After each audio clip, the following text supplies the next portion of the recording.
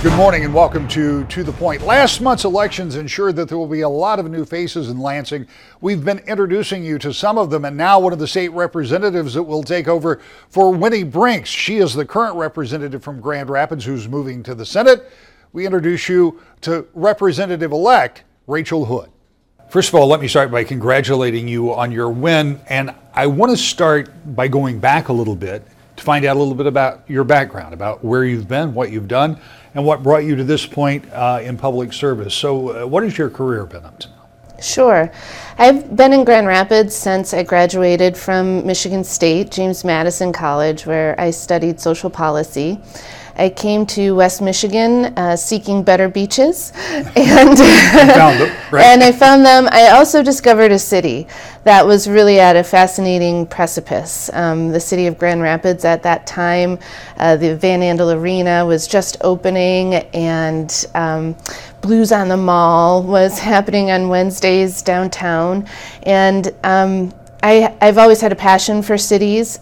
Being from Detroit, I was fascinated with what makes a city work and what doesn't. And so discovering Grand Rapids, a city that I could affect and change at the time, was really exciting. I started my career at West Grand Neighborhood Organization as the executive director there. I spent 3 years working on community development, crime prevention, and the Grand Rapids Master Plan, which was a great product of that time. I spent a couple more years at a firm called Jones & Gavin, working on public relations for a variety of clients, from Spectrum Health, McGraw-Hill Publishers, and a couple of politicians. I got to see the insides of a few campaigns. Soon after that, I went to Metro Health Hospital, where I worked on community relations. My interest in sustainability and sustainable business was really what the fit was there, because Metro was preparing to move to the first green-built hospital campus in the Midwest. So I was there at a really interesting time, learned a lot about change management, human resources, and sustainable business practices in the hospital setting, which were just being innovated across the country. After that, I got picked up to serve as the director of WEMEAC, the West Michigan Environmental Action Council, and that really makes up the meat of my career. I was there for a decade, a little shy of a decade, working on clean water policies and practices, as well as clean energy policies and practices across the region. More recently, I have been working as a consultant for a firm in Denver called Dig Deep Research. And we're a boutique firm. We help small to mid-sized cities, mainly in the West, identify resources to fund water infrastructure projects. So I've been doing that work for the last couple of years. It's fascinating and helped me learn more about a passion place of mine, one that Michigan needs, which is, of course, addressing our infrastructure backlog. Well, I was going to say, figuring out how to pay for water resource and the infrastructure for that is going to be part of what your new job is starting in January. Let's talk a little bit about how you got here. Obviously, you've been interested in a number of public policy issues, and your jobs have reflected that, and I assume that's what brought you to run for public office. Yeah, it was a natural progression for me. I guess there's a certain point in your life when you have a number of ideas about how things could be better in your state, and that list starts to get longer, and it stretches beyond the role of an issue advocate and into something that might become a full-time job. So here we are. You talked about being inside some campaigns, so you had some idea what was going into this, and this was a particularly interesting year because activism was very high, and particularly from the Democratic side of things, there was a lot of emphasis on finding the right candidates for the right offices that included a complete sweep at the constitutional level, pickups in both the House and the state Senate. So as you prepare to take office, you come in at a very interesting time with quite a bit of momentum. What is your expectation? Given all of that, you'll still be in the minority in the House. Right. But But what is your expectation? What are the things that you'd like to start working on building coalitions for as soon as you can? I think that there are several items that we can begin working on, and off camera we started a conversation about one of them, which is about education and career tech. Opportunities for young people to explore different career options before they hit college, and potentially to not take that the college path right away, as we've been pushing people for the last 20 years, but rather to get technical degrees and find a career path, and then see where that journey takes you. I'm very excited about those programs. I think it's a great way to begin to chip away at college affordability and access in Michigan. One of the things this governor, the current Governor Snyder, has talked about is that education isn't something that you do for 2 years or 4 years. It's a lifelong process, and that today's workers, particularly young people going to work today, may be retrained any number of times. So that could be part of this whole process. Instead of taking 4, 6, 8 years at the very beginning of a career to go through all of this education, that education and retraining could be part of your career for a lifetime. I think it's the way of the world, and I think it's such a creating a framework for that creates rich opportunities for people throughout their lives. And you know, most people, when they become passionate about learning, when they become passionate about an industry or a niche in an industry, it brings richness to your life to be doing something that you're happy.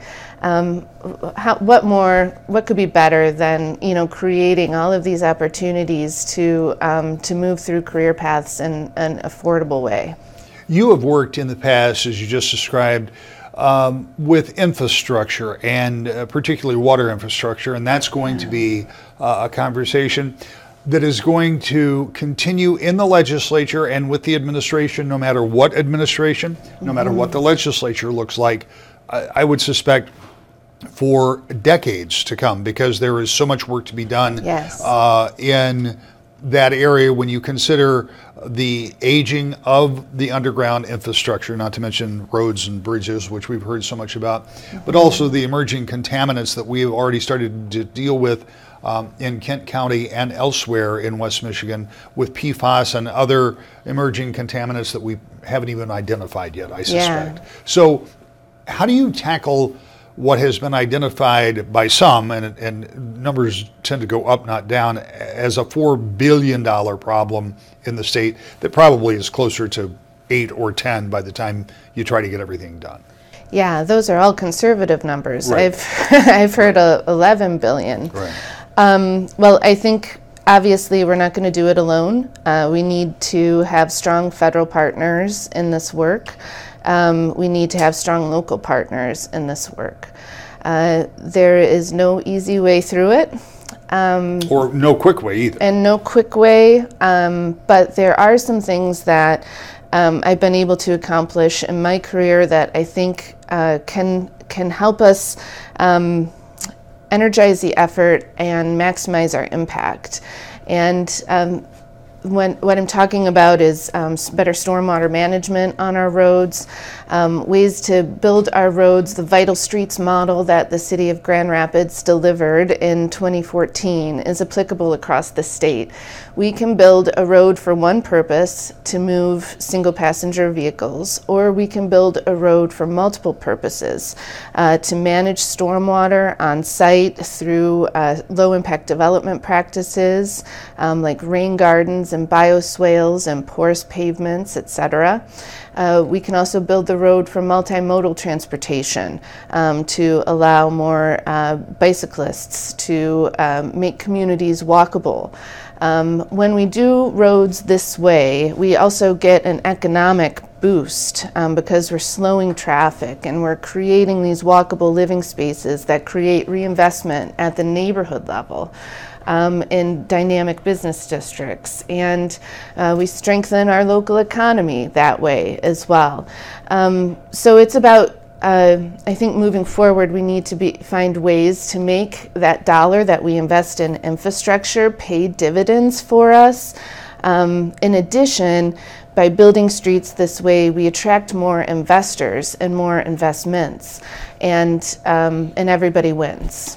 When you look at what will happen beginning in January 9th, I think, is the first legislative session day. One of the very first things that you'll have to start considering, everybody, 110 members over in the House and the 38 in the Senate, is a budget. Mm-hmm. Over the past 8 years, the budget process has been greatly streamlined for a couple of reasons. One is the economy improved and money started coming back into the Treasury, and it's always easier to make a budget when you've got money to spend. Right. And Republicans have controlled the House and the Senate and the governor's office. That changes. Republicans still in control of the legislature, a Democratic governor. Budgeting process, at least for now, is still relatively good from the standpoint that revenues for the state are pretty good. Mm-hmm. But that first big issue, that $56 billion question, will be one of the first things that you deal with. What is your sense, having gone through orientation, and I know you've had lots of meetings and talked with folks, is that process still going to be one that is relatively streamlined, or does that become more difficult in a new administration? That's a question I'm not really prepared to answer, to tell you the truth. Well, it's hard to know if you haven't been there. Right, we haven't been there, and Republicans are going to be pressed to deliver a budget that the governor will sign off on. So I imagine that might slow us down a little bit, but I also know that Governor Whitmer doesn't mess around. She doesn't want to have a budget arrive late, and she's working already to make sure that her budget will be prepared for February, and that it can go to the legislature over the subsequent months. I'm hopeful that we can work together and that we can strike a strong bipartisan tone and practice. I think we talk a lot about the 10% of bills that end up being rushed through under the cover of night in lame duck. But 90% of the bills that the state legislature works on go through with bipartisan support. So I'm hopeful that the budget will be one of those items. And I think the most important thing as we begin to move forward with this long trajectory of chipping away at our infrastructure backlog is to make sure that it doesn't hurt people. We don't want to choose infrastructure over education or infrastructure over access to affordable care. We need to keep the whole state together and to make sure that we are doing this responsibly and not impacting people's lives. When we come back, another retiring member from the state Senate. To the point.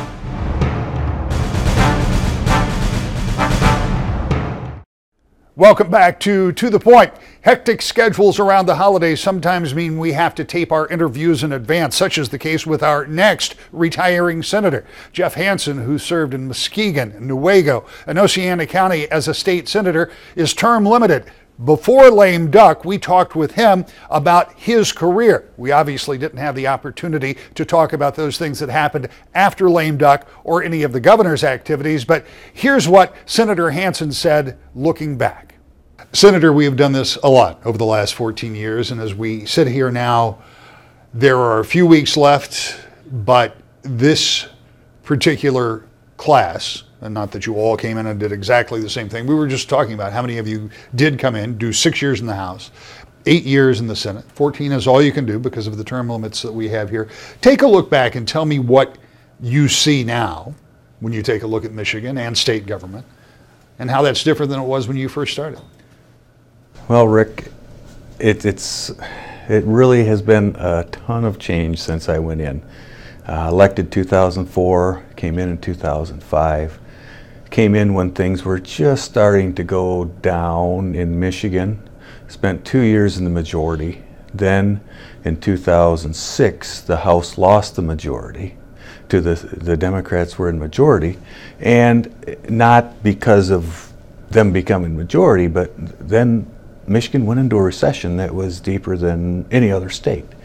And the challenges that we had going through there were trying to figure out the dollars, where they're coming from, creative budgeting, and all kinds of things. And then in 2010, moving into the Senate, when Rick Snyder got elected as governor, and the change was dramatic, because at that point I know I talked to all the people that I could talk to before we started. It's like, this is going to be difficult because we've had so many years of creative accounting where our balanced budget was probably not really balanced. I mean, we had in Northville, we had a psychiatric hospital that we sold, I think, 3 years in a row and booked it, and we still owned it. So things like that just kind of kept it going.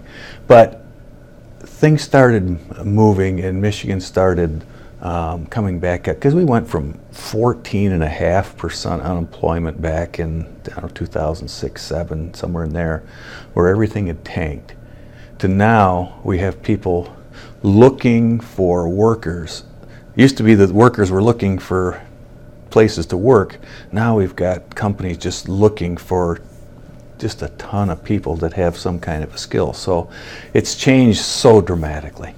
When you go back to those days, and when you talk about coming in 2005, that was really the beginning of some rocky roads for Michigan's economy. And those hours and hours that you stayed in the House chamber and tried to come up with answers, or sometimes just sat waiting for leadership to come up with suggestions. And thinking about, you talked about the creative financing. I mean, fact of the matter is, the state didn't have the resources to do the things that it was being asked to do, the government Right. was being asked to do. And it was really one of those big problems that didn't have a good answer. As the economy started to improve, that makes life a lot easier. So in your term in the Senate, you've had much more ability to meet priorities because the state's been in a better financial situation. So, I mean, that's got to be night and day. It has been. It really has changed the way things are, because a lot of times when there is no money, it's easier to budget because you have no money. But so when you have some money, you have to pick what are the best priorities for the state. You have to make sure that you are looking through everything and spend your time to dissect everything to make sure they're the right things. And so it's been good for the state. We've had a lot of good things happen, but it makes it just a little different. Yeah, it's a lot different. What do you think you will look back on and see as some of the big accomplishments that you were involved in, be it either legislation that you were personally involved in or the collective that you were involved in, as it pertains to the state? And when you're out of office and you're thinking about the 14 years that you put in, what is something you'll be proud of? So when I'm talking to my grandkids and telling them about the past, I think some of the things that happened, and I can give you some of my personal things, were Healthy Kids Dental. When I went into the Senate, one of the things that I asked the governor to provide for my district, because it was kind of hit and miss around the state, and Healthy Kids Dental has really made a big difference for the kids that are, you think of the Medicaid dental. I know in Muskegon County, I think we used to have like 4 dentists that would take Medicaid. With Healthy Kids Dental, which means they get a Delta dental card, I think we have 4 pages of dentists that will take these kids now. So the access has been a huge difference. And as you know, I spent a little time in Detroit working with the schools down there, trying to help them get over their hump and figure out what it was going to look like if we were going to pay off their debt, because they were paying about, I think it was $1,400 per student just for their debt. We had to come up with a solution or they were going bankrupt, which means that each of our schools would lose about $2,000 a student because the state's on the hook for them. And so it was a matter of, how do we do this and structure it correctly so that number one, Detroit gets back in control of their schools because they're their schools. They have to, they have some things that they need to work on, but it's them that has to work on. We have to keep the state out of it. We need them to want to make the fixes on it. So I think we did a pretty good job. It didn't go quite as far as I'd hoped, but I think that the ending, I think they're doing much better. That's kind of an interesting place for you to be, a guy from West Michigan, rural West Michigan, being the guy that's brokering these deals and trying to help Detroit, this big school district that obviously has a lot of youngsters it's responsible for. What was that experience like? It was probably one of the best experiences I ever had, because going in, I met so many great people, the people that really wanted the best for their kids, but they didn't know how to get there.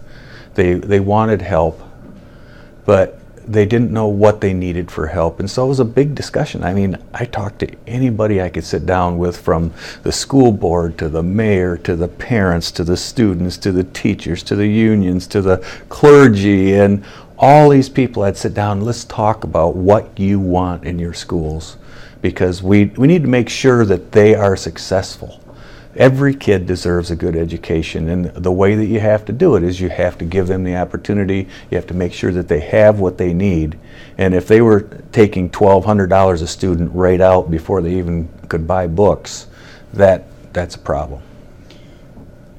Going forward, you look at the legislature now, a lot of the people that will fill the seats over in the Senate chamber will come from the House. So you know some of them that are moving in.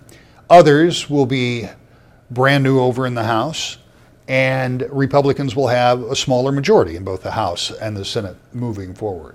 You served with Senator Whitmer, now Governor-elect Whitmer, so you have some sense of where she is. What does that dynamic look like as we start in January, understanding that you're not going to be there, but you have been for 14 years, so you have some perspective. Yeah. And I think that as we go forward from here, I think there's going to have to be they're going to have to work together better. There has to be more discussion. There's going to have to be, I know the compromise word is kind of a dirty word at times, but they're going to have to work together to get to the end, or else we're going to be in stalemate from now until who knows. And which makes it really difficult. It's not fair to the people of the state of Michigan. I think we have to make sure that we are still moving forward. Let's set the goals and then figure out how to get there, rather than fight about what all these goals are. Let's talk about what are we trying to get? What's success look like? And then try to come up with a solution on how we get there. And that's what I liked about Governor Snyder. As he comes in, he never pointed his finger at anybody and said it was their fault. He just said, we have these problems that we need to fix. That's the way we're supposed to do it. That's what we're supposed to do, is we're supposed to fix the problems or try to help get over the hump to get the problems out of the way. When you look ahead, do you identify particular undone business that you think this legislature will have to deal with, or is the next set of problems going to unveil itself to them? I think there's still a lot of things that have to be discussed. I know we've done a lot of heavy lifting in the 8 years I've been in the Senate. There's been a lot of change. I think that I think this legislature has done as much as any legislature in history in Michigan. That being said, there's still more to be done. We'll be back with more To the Point.